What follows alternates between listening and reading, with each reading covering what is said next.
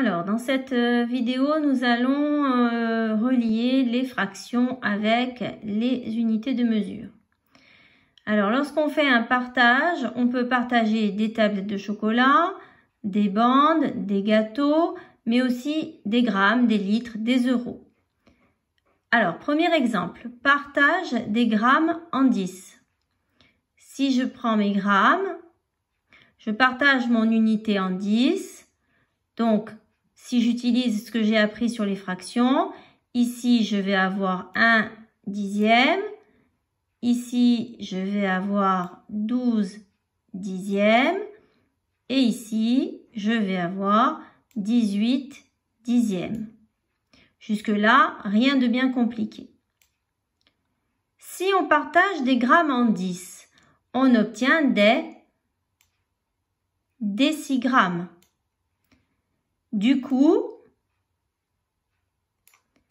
1 décigramme, qui est un partage du gramme, c'est en fait 1 dixième de gramme.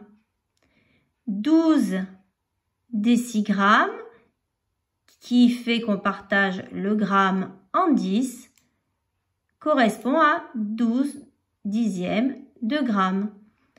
18 décigrammes va correspondre à 18 dixièmes de gramme, puisque décigramme, si je partage le gramme en 10. Deuxième exemple, avec les mètres. Je partage mes mètres en 100. Évidemment, là, je n'ai pas fait les 100 graduations. Donc, si je partage en 100, 10, 20, 30, 40, je me retrouve ici avec 40 centièmes.